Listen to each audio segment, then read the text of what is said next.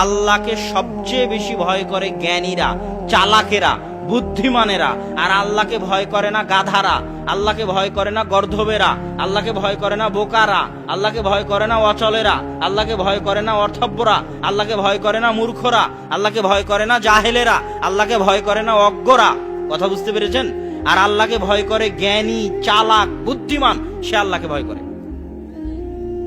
1 লক্ষ টাকার 50,000 টাকার ব্যাংকের চাকরি, কিন্তু সুদী ব্যাংকের চাকরি ছেড়ে দিয়েছে। তো মানুষ ওকে বলছে কত পাগল গো, 50,000 টাকার ব্যাংকের চাকরি ছেড়ে দিল। কিন্তু ও কিন্তু আসল বুদ্ধিমান, ও আসল চালাক।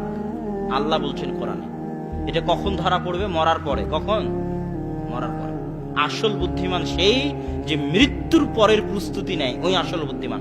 ও জানে যে দুনিয়া ক্ষণস্থায়ী, এই দুনিয়ার 10 দিনের 15 দিনের এই টাকা পয়সার কোনো মূল্য নাই, এটা সে জানে।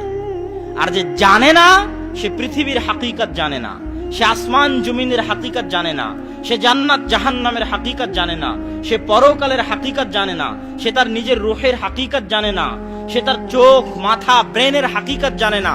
আল্লাহ সুবহানাহু ওয়া তাআলা তাকে যে ব্রেন দিয়েছেন, বিজ্ঞান বলছে, বর্তমান বিজ্ঞান, যে মানুষ যদি 800, 900, 1000 বছর বেঁচে থাকে, তো এই ব্রেন এত পাওয়ারফুল যে 1000 বছরের সব ঘটনা মনে রাখতে পারবে। আপনি মনে করছেন 60 বছর বেঁচে আছি, 60 বছর পর কথা ভুলে যাচ্ছেন, মনে থাকে না, তাহলে মনে হয় আপনার ব্রেনের দুর্বলতা। আল্লাহ সুবহানাহু ওয়া তাআলা আপনাকে 1000 বছর হায়াত দিলে এই ব্রেন এত পাওয়ারফুল যে 1000 বছরের সব ঘটনা মনে রাখতে পারবে।